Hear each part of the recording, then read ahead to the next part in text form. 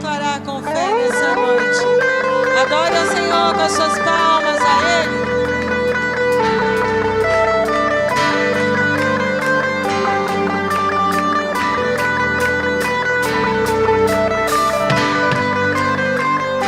E eu convido a igreja para ler comigo aqui no Evangelho segundo Marcos. Evangelho de Marcos, capítulo número 8. Evangelho de Marcos 8, versículo 22 até o versículo número 26. Diz assim, Marcos 8, verso 26. Então chegaram a Betsaida e lhe trouxeram um cego, rogando-lhe que o tocasse. Jesus, tomando o cego pela mão, levou-o para fora da aldeia e, aplicando-lhe saliva aos olhos e impondo-lhe as mãos, perguntou-lhe: vês alguma coisa? Este, recobrando a vista, respondeu: vejo os homens, porque como árvore os vejo andando. Então novamente lhes impôs as mãos nos olhos, e ele, passando a ver claramente, ficou restabelecido, e tudo distinguia de modo perfeito. E mandou Jesus embora para casa, recomendando-lhe: não entres na aldeia. Amém? Bondoso Deus, mais uma vez eu estou diante do Senhor nessa noite, totalmente dependente da ajuda do Espírito Santo. Todos nós que estamos aqui queremos nessa noite ouvir não uma palavra do pastor, mas uma palavra do Supremo Pastor, que é Cristo. Venha falar com o seu povo, venha falar com a igreja, usando, ó Senhor, a minha vida, que o Espírito Santo possa, com toda liberdade, trazer uma palavra ao nosso coração. Em nome de Jesus. Amém. E amém. Obrigado, queridos. Podem sentar.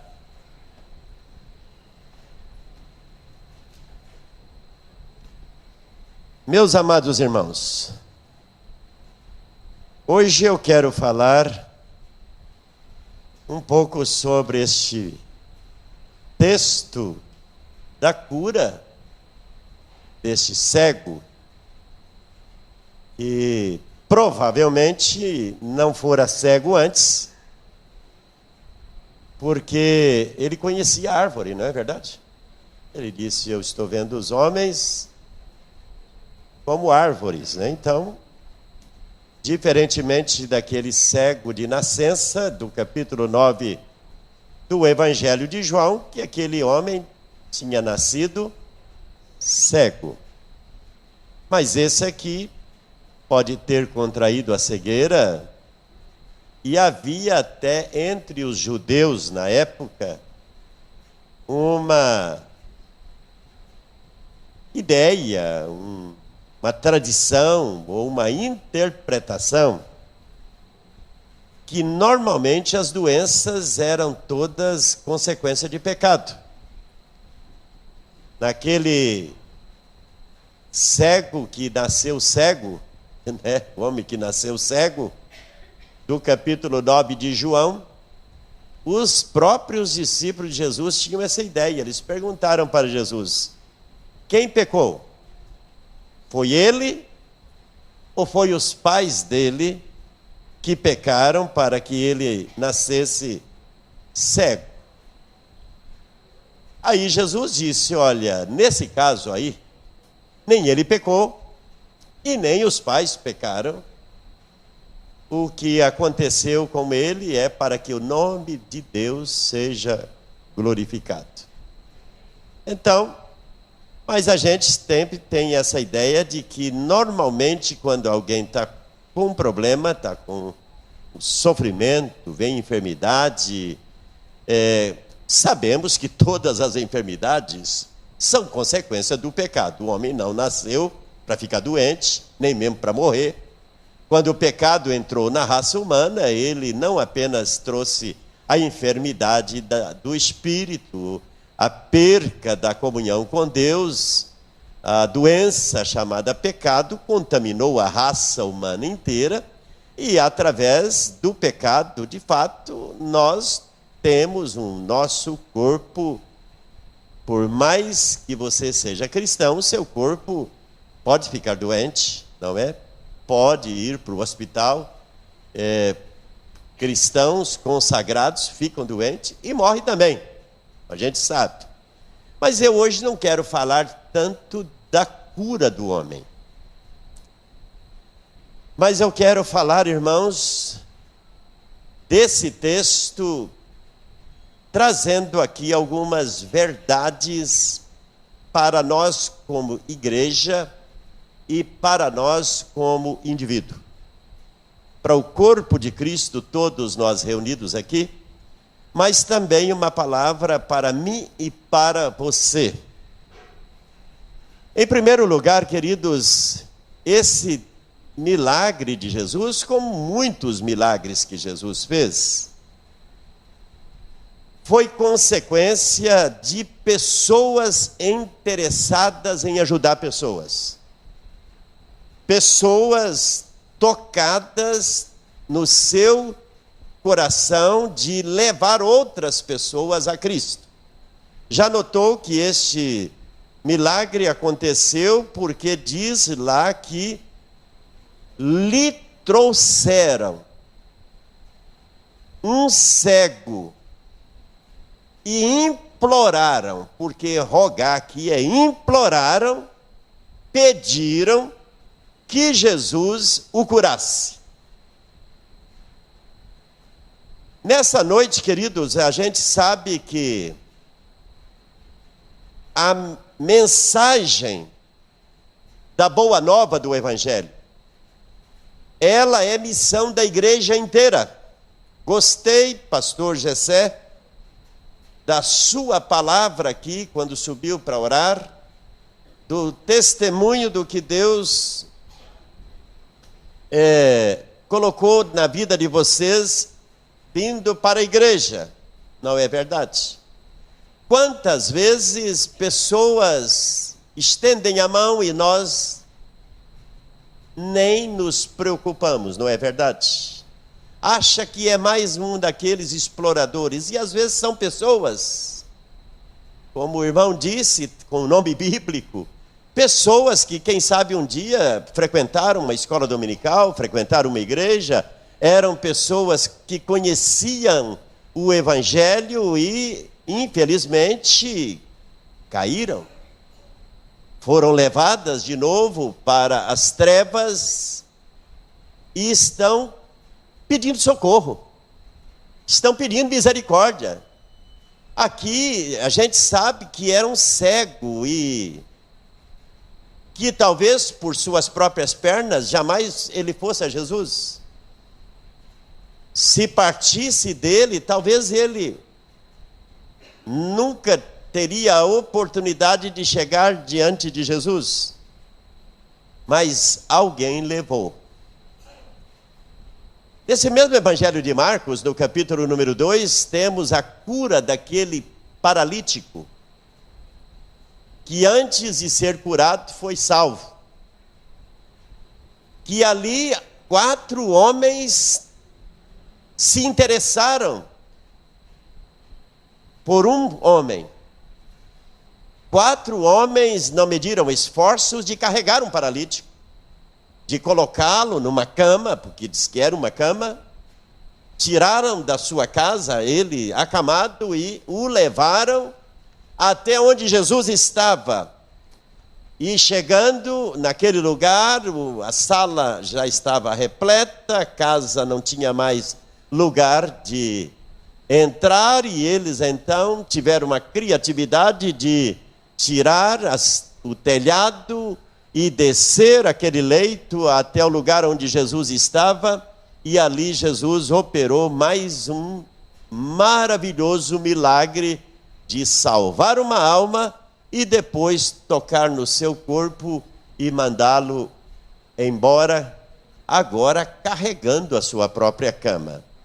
Mas nessa noite, queridos, esse milagre aqui, ele tem algo interessante. Jesus fez muitos milagres até mesmo sem ver as pessoas. Jesus fez muitos milagres de pais, de patrões, de pessoas que chegaram a ele dizendo: lá em casa tem gente doente. Lá em casa tem um servo que trabalha para mim muito doente. Lá em casa eu tenho uma filha doente, eu tenho um filho doente, eu tenho alguém doente. E eu não sou digno nem de que o Senhor entre lá dentro da minha casa. Daqui mesmo, se o Senhor liberar uma palavra, o milagre vai acontecer lá. E Jesus simplesmente respondia para essas pessoas: pode ir, seja feito conforme a sua fé. E as pessoas chegando em casa, viram as pessoas curadas e perguntou: a que hora aconteceu isso aí? E disseram: a tal hora a febre passou, tal hora ficou doente, ficou sã novamente a pessoa, e a pessoa percebia que foi exatamente naquela hora que Jesus disse: pode ir, seja feito conforme a sua fé. Na mesma hora o milagre aconteceu. Jesus curou pessoas que eu acho que ele nunca teve a oportunidade de conhecê-las. Eu acho, concorda, gente? Que muitas pessoas que Jesus curou, né, Éder? Você que é um estudante da Bíblia, Jesus pode ter curado, eu acredito que muitas pessoas que ele não teve a oportunidade de vê-las. Mas ele as curou pela fé de quem foi pedir a ele ajuda, que foi a ele dizendo: tem alguém lá que precisa de ajuda. Mas aqui, nesse milagre, Jesus está diante de alguém levado. Aqui diz que trouxeram-lhe. Quer dizer, mais de uma pessoa levou o homem. Levou. É interessante. Um cego não precisa de mais de uma pessoa levar. Ele não era paralítico, pelo menos a Bíblia não diz que ele era paralítico, mas diz que trouxeram-lhe. Isto é, quem sabe 2, 3 pessoas disseram: olha, nós estamos indo para o culto. Nós vamos ouvir Jesus, ele vai estar pregando na casa X, no lugar X, e nós estamos indo para o culto. E gostaríamos que você fosse para o culto com a gente. Concorda? Eu fico imaginando, dê lugar à sua imaginação. Jesus, o povo sabia onde ele ia estar. Ou ele estaria pregando numa sinagoga, ou ele estaria pregando no templo, ou ele estaria pregando na beira da praia. Jesus, ou até mesmo no deserto, Jesus estava ministrando, pregando, e as pessoas iam até Jesus.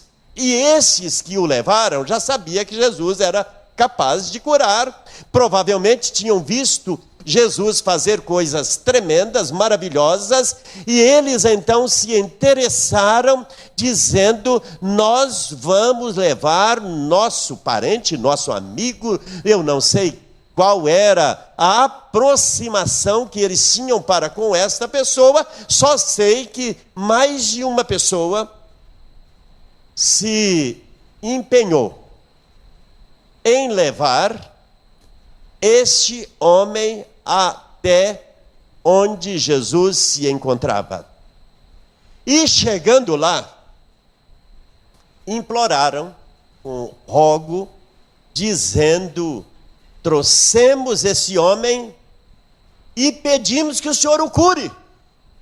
É interessante, porque não foi o homem que pediu. Lembra de Bartimeu, o cego? Que é uma história incrível de Bartimeu.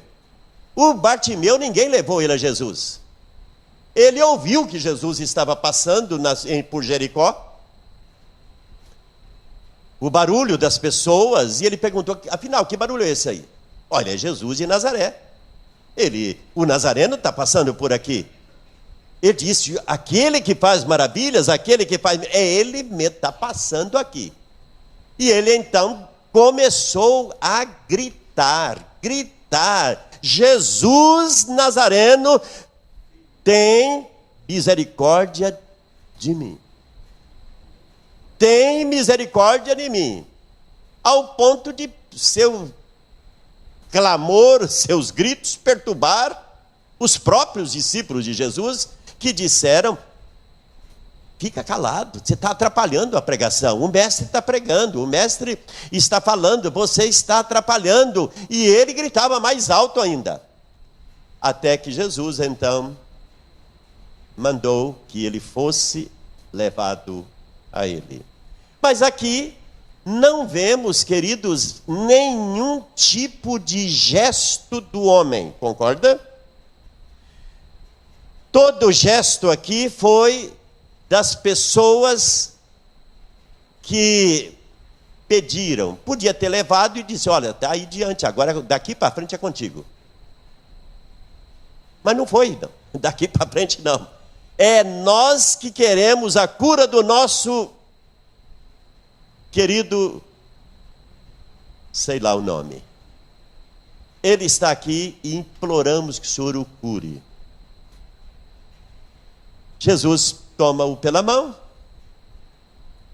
tira do meio do povo, vai para fora daquela aldeia, e lá Jesus pega um pouquinho de terra, cospe, faz uma melecazinha ali, uma lamazinha, unta os olhos do homem e diz, agora a segunda parte é com você. Vai lá, lava e volte aqui. O homem obedeceu, não estava entendendo muita coisa, porque ele esperava, porque em muitas ocasiões Jesus, como fez com Bartimeu, ele simplesmente tocou e o homem viu. Ele vai até o tanque, lava e volta e se apresenta diante de Jesus todo feliz. Jesus perguntou, e aí? Ele disse, estou vendo. E Jesus está vendo? Sim, só que eu estou vendo. Os homens são parecidos com árvores. São árvores andando, mas já está bom. Jesus, mais uma vez, não fez mais lama. Jesus botou o dedo no olho do homem. E ele viu claramente. Passou a ver tudo perfeito. O que eu quero nessa noite, queridos, dizer que eu tomo esse texto para algumas lições para mim e para você aprendermos hoje à noite. Você que está aqui hoje à noite, como eu, já tenho testemunhado da minha conversão ao Evangelho. Você não está aqui hoje à noite porque você era bonzinho. Você era cego. Diga comigo, eu era cego. Porque o pecado cega. E eu dou graças a Deus, queridos, que várias pessoas na minha vida Deus colocou. Amigos, pessoas que me conheciam e tiveram paciência e muita paciência para me levar a Cristo. Eu não vim sozinho. Confesso para vocês que eu não vim sozinho. Eu fui levado, não à força, porque não é por força e nem por violência, mas é pelo meu espírito, diz o Senhor dos Exércitos. Mas você, com certeza, mesmo você que nasceu num lar evangélico, num lar cristão, com um pai e uma mãe que amam a Deus, você foi levado. Você é fruto de alguém que teve interesse por você, que orou por você, que intercedeu por você, que testemunhou a fé que tinha para você e conduziu você ao conhecimento do Evangelho. Então, hoje à noite, a primeira lição que eu quero tirar desse texto sagrado para nós agora, fora o milagre, é que todos nós, irmãos, um dia éramos cegos espirituais. Não tínhamos compreensão da luz. Jesus diz: eu sou a luz. Quem não me conhece está em trevas. Por isso, queridos, a mensagem de ir e pregar o Evangelho para toda criatura é um compromisso que todo cristão tem. Sempre haverá pessoas que Deus põe perto de você, que Deus coloca na sua vida, sejam próximas de você por parentesco, por amizade, pelo trabalho, enfim, sempre vai surgir a oportunidade de você, que um dia, que já é cristão e foi levado a Cristo, levar outras pessoas. O Evangelho jamais poderá ser anunciado, como Paulo disse, como pregarão, ou como ouvirão, se não há quem pregue. Pregar o Evangelho é missão da igreja, pregar o Evangelho é missão de todos nós, pregarmos o Evangelho, falar do amor de Deus, trazer pessoas a Jesus, de uma forma ou de outra, por um meio ou outro.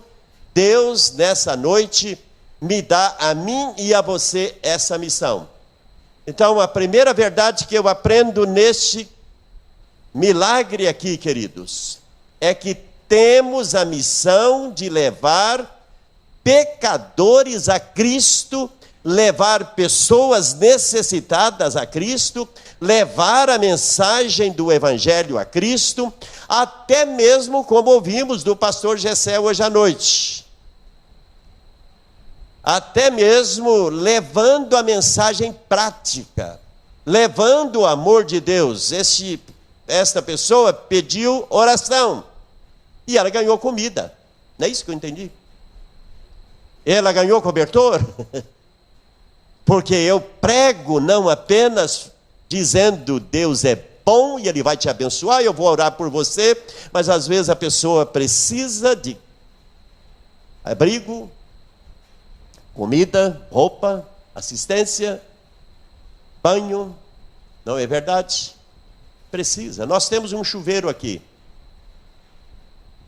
E às vezes, a pastora Mariana disse, eu levei lá em cima, mandei tomar banho. Falei, mano, se um banho pode ajudar, ajude.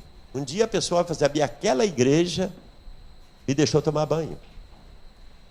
Eu já compartilhei com vocês aqui que a igreja do Nazareno em Nilópolis, no Rio, ela tem o ministério do banho.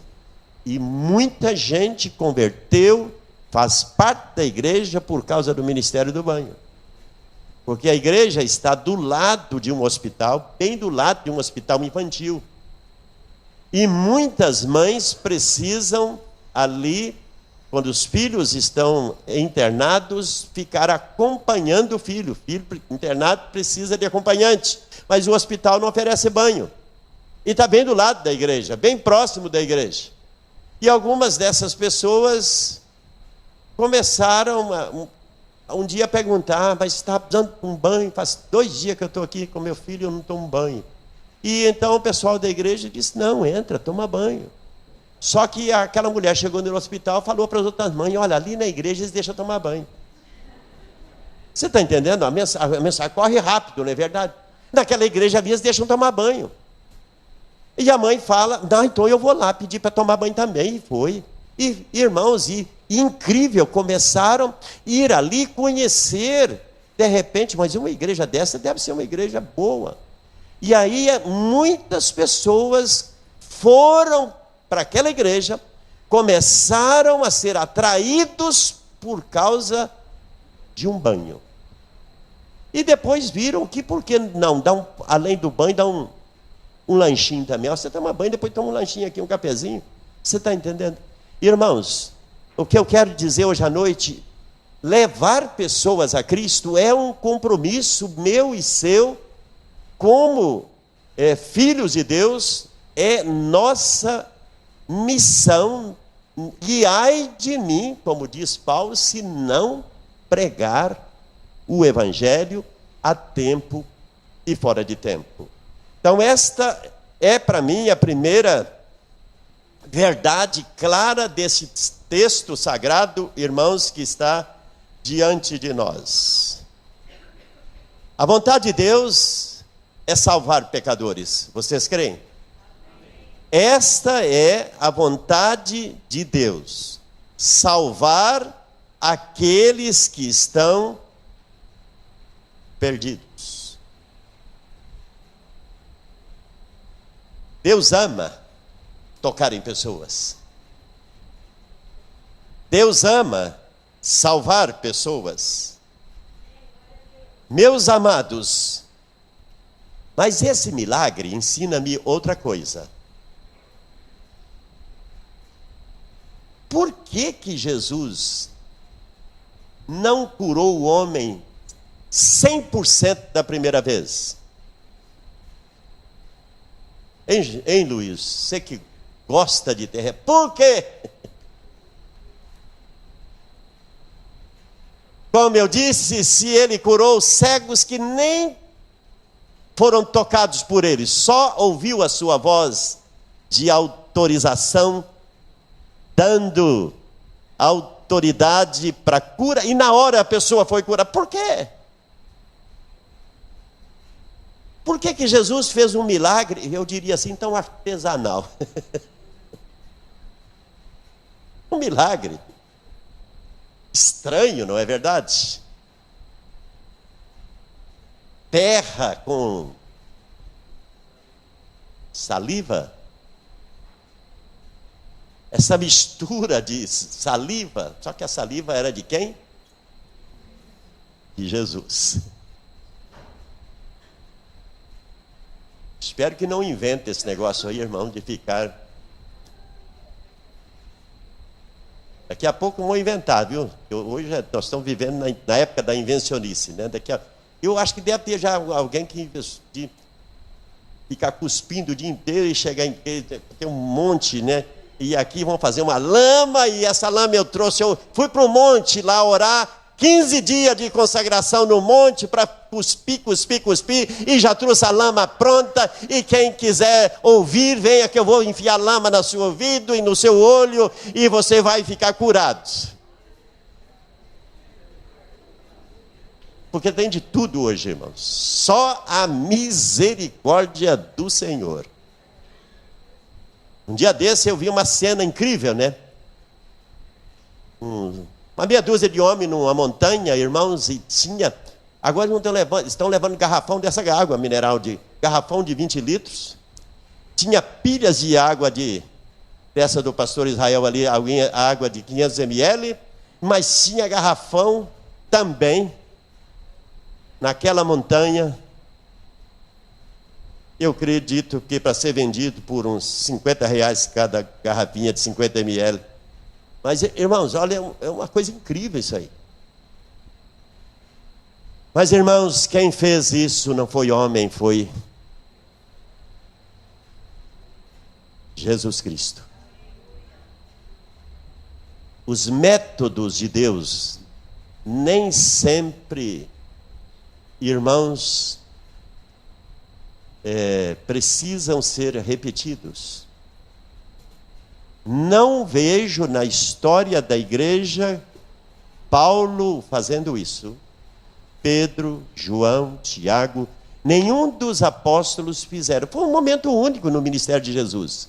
Mas por que Jesus fez isso?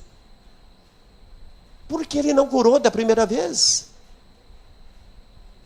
Por que Jesus não fez o milagre da primeira vez? Meus irmãos, vou agora ir um pouquinho da nossa teologia bíblica, 100% bíblica, que como nazarenos nós cremos. Como wesleyano nós cremos. Eu creio, em primeiro lugar, como eu disse, todos nós um dia éramos cegos, não víamos. Quando nós entregamos o nosso coração para Deus, arrependemos dos nossos pecados, no mesmo momento, irmãos, a Bíblia diz que o homem pecador sai do momento diante de uma oração de consagração, de entrega, de confissão de pecado, no mesmo instante, ele nasce de novo. Ele se torna uma nova criatura. Nós chamamos isso na teologia da primeira obra da graça, isto é, a graça redentora. A graça que tira o pecador do seu estado de morto e ele vive do seu estado de perdido, ele se acha agora diante de Deus, ele sai da morte para a vida, ele ressuscita de novo e, como Jesus disse para Nicodemos, há um novo nascimento. Nasce de novo. É interessante que um bebê, quando nasce, ele é um ser humano, não é verdade? Tudo nele está perfeito. Ele nasceu, mas ele é criança. Não sabe falar. Ainda não sabe comer com suas próprias mãos, não é verdade? Ele precisa ser alimentado pela mãe. Ele precisa dos cuidados da mãe, do pai, precisa ser assistido. E aqui eu quero dizer para vocês, queridos, que na vida espiritual, todo mundo que converte, a Bíblia disse que ele é uma criança. Ele é um recém-nascido, um convertido ao Evangelho, a luz do Evangelho entrou, mas esta pessoa, seja ela velha ou nova, não importa aqui a quantidade de anos, aqui é nivelado, todo mundo agora é nova criatura, é nascido de novo. Mas eu aqui me baseio por mim mesmo. Naquele dia, 8 de março, de 1973, às 7h30 da noite, eu nasci de novo. O Evangelho entrou na minha vida. Mas, irmãos, eu posso dizer para vocês, eu ainda não conhecia quase nada. Lendo a palavra de Deus durante 6 anos, ela despertou em mim a consciência de pecado. Ela trouxe para mim uma compreensão de que eu estava perdido e que se eu não tivesse a coragem de tomar uma decisão, de arrepender-me de meus pecados e confessar a Jesus, eu não iria ser salvo. E eu entreguei naquele dia, então, numa hora difícil, de dor, com o Ricardo, que está aqui na minha frente, meu filho, o segundo aqui. Eu o deixei no hospital Pequeno Príncipe. Ele estava muito mal. O Ricardo era um montinho de osso no colo da gente. Ele foi desidratando, febre, diarreia, vômito, velho e tal, e foi desidratando, e eu gastei, tinha condição de gastar, médico particular, pagando, médico famoso, na área da pediatria, pagando, e o médico dizia, o medicamento está certo, Eu disse, dá certo, doutor, mas não tá mesmo quando tomar água, não funciona. Até que naquela noite, levando ele no hospital, disseram, a suspeita dele estar com meningite é muito grande. Vamos tirar líquido da sua coluna, mas a suspeita dele, pela altura da febre, é que ele está com meningite. Naquela noite, voltando para minha casa, não falei nada para minha esposa. Ela estava junto. Naquela noite eu disse, Senhor, nas tuas mãos eu entrego a minha vida. Hoje, custe o que custar, o preço que eu tiver que pagar, por tomar uma decisão, por romper com uma tradição familiar muito grande. Hoje, custe o que custar, eu me rendo. De hoje em diante, a minha vida é tua. Naquele momento, segundo eu perguntei no outro dia no hospital, o Ricardo ficou bom no hospital. Naquele momento. Nem tiraram líquido da espinha. Porque de repente ele ficou bom.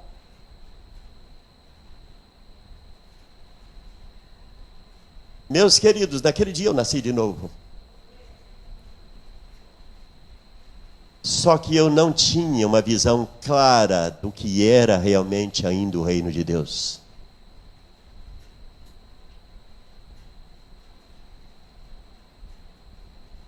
Eu creio, irmãos, que todos nós um dia fomos levados a Cristo como me levaram, e muita gente insistiram em ensinar para mim o Evangelho, a Bíblia. E naquele dia que eu fiquei eu e Cristo, Ele tocou em mim. Ele me salvou. Só que a partir daquele dia, eu fui um bebê bem cuidado. A igreja do Nazareno, em Caiçara, foi uma igreja que me abraçou. Uma igreja que tinha um pastor que me adotou como filho espiritual. E alguns irmãos que investiram tempo na minha vida, me ensinando, me discipulando, me levando a compreender os princípios elementares do Evangelho, os princípios fundamentais da fé cristã, e a partir daí eu comecei a entender a mensagem do Evangelho de uma maneira que Deus realmente desejava que eu tivesse. Começaram a me ensinar que eu precisava ser batizado nas águas, eu fui batizado. Começaram a me ensinar que tinha uma promessa além dessa, que era ser batizado com o Espírito Santo, com a ênfase de que o fogo santo limpa, purifica o pecador, ou o crente, desculpe. E eu comecei a buscar na minha vida ter uma experiência chamada batismo com o Espírito Santo, ou enchimento do Espírito Santo, ou inteira santificação, ou ser cheio do Espírito.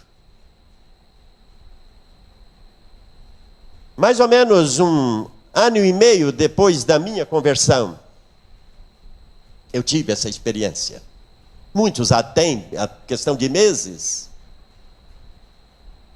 Não creio que as duas coisas podem acontecer na mesma hora, porque são distintas. Porque esse milagre mostra que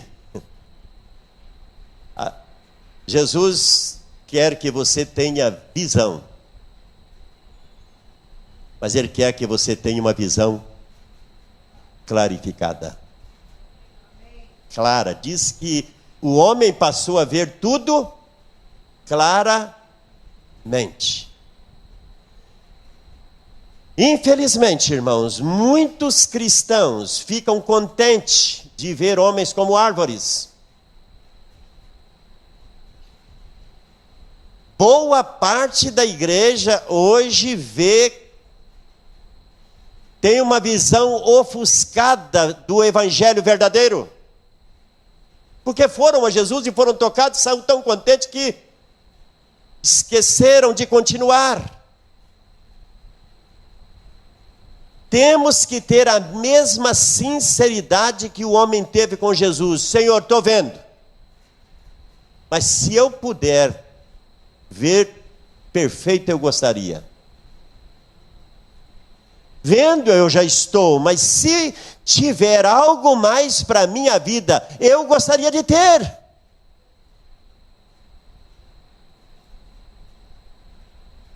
Precisamos, irmãos, nessa noite, de entender que o evangelho é um processo que se inicia quando levaram o evangelho a nós, ou fomos levados ao conhecimento do evangelho, continua com a nossa experiência de uma crise chamada novo nascimento, de uma crise chamada conversão, mas que a vida continua. Amém? Porque se eu tenho apenas uma visão limitada do evangelho, lembram? Há partes vários textos sagrados, como Paulo fala em 1 Coríntios capítulo 3, ele disse para os irmãos em Corinto: vocês não cresceram, vocês não evoluíram, a visão do entendimento do evangelho não aumentou em vocês. O que aconteceu? Que vocês ficaram quando já deveriam estar lá adiante, ainda estão presos aqui. O autor da Epístola aos Hebreus, escrevendo no capítulo 5, a partir do versículo, me parece, 25, ele escreve para os irmãos hebreus, dizendo: olha, pelo tempo que vocês converteram, já era para serem mestres, professores, ensinando, todavia vocês ainda estão lá nos princípios tão elementares do evangelho, no beabá do evangelho. Irmãos, por quê? Primeiro, irmãos, que tem que partir de mim. O homem ensina aqui: Jesus, estou vendo, mas não estou vendo direito não. Já estou vendo, mas eu quero ver melhor. Diga para o Senhor hoje à noite: Senhor, abra os meus olhos. Senhor, me dê mais fome. Nesta minha geração, Senhor, eu quero ser exemplo. Irmãos, o evangelho não é apenas Jesus me tirar do mundo. Porque no dia que eu e você nos viemos para Deus, Ele nos tirou do mundo. Mas Ele quer tirar o mundo da gente. Amém? Quando viemos para Deus, nós saímos do mundo. Mas quando o fogo dos céus vem, o mundo é tirado. Jesus disse: Leonice, eu não vim apenas te dar vida, mas eu quero que você tenha uma vida abundante. Eu não apenas quero que você beba da água, mas que jorre água de você. Irmãos, nessa noite,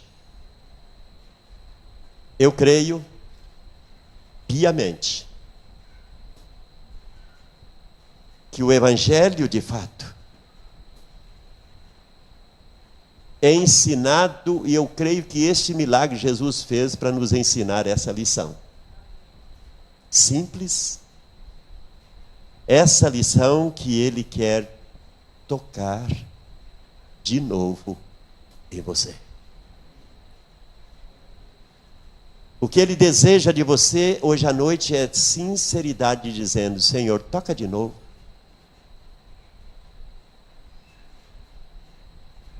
Eu quero ver melhor. Eu quero ter uma visão mais clara. Senhor, eu confesso que ainda eu não compreendo muito da sua palavra. Eu quero dizer para você nessa noite que Ele quer tocar de novo em você. Seja sincero. Está muito bom seguir a Deus, tem sido maravilhoso, mas se tem algo mais para a minha vida, eu quero. Ele quer que você não apenas veja, mas veja perfeito. O Evangelho é como a luz da aurora. A vida do justo é como a luz da aurora. E vai brilhando cada vez mais, até ser dia perfeito. Deus te fez para que você seja um espelho. Porque a palavra de Deus disse que, como espelho, nós refletimos a glória de Deus. Que Deus te ajude hoje à noite. Que o Espírito Santo te ajude hoje à noite. Desperte em você nessa noite. Amém?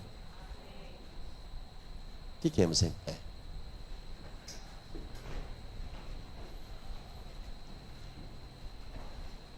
Feche aí seus olhos.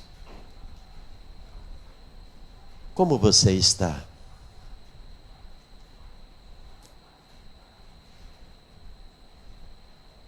Você nessa noite está como o homem quando chegou pela primeira vez ali diante de Jesus, dizendo: eu não entendo nada, pastor. Você sinceramente pode dizer como aquele homem: eu quero ver, pois eu estou cego.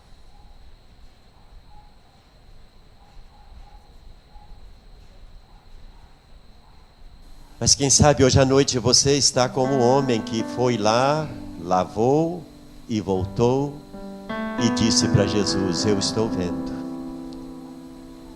mas ainda não estou vendo com toda clareza. Eu quero ser tocado de novo. Só você tem a resposta certa para Deus hoje à noite. Só você pode nesta noite responder para Deus como você está. Você já está vendo claramente, pois a palavra de Deus disse que você deve, como a luz da aurora, cada dia brilhar mais. Cada dia ser mais limpo, porque o santo tem que continuar a santificar-se. O puro continua a purificar-se. Você não pode parar, meu irmão. A vida cristã, ela é um progresso desde o chamado para ir para Deus até o dia da nossa glorificação. O Evangelho é este lindo e maravilhoso plano de trazer de novo o homem para a sua origem. Um dia ele planejou criar o homem e ele o fez à sua imagem e conforme a sua semelhança. O pecado entrou e desfez, mas a obra da cruz veio desfazer as obras das trevas. O Filho de Deus se manifestou para destruir as obras do diabo.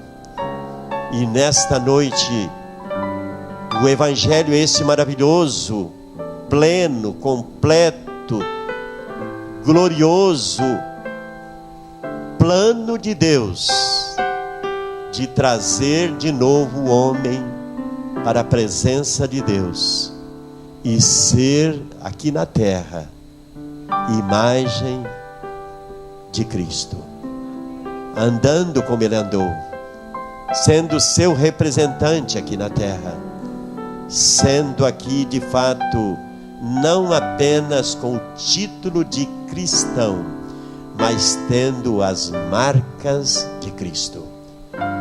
Espírito Santo, ministra teu povo, fala com a tua igreja, em nome de Jesus. Amém.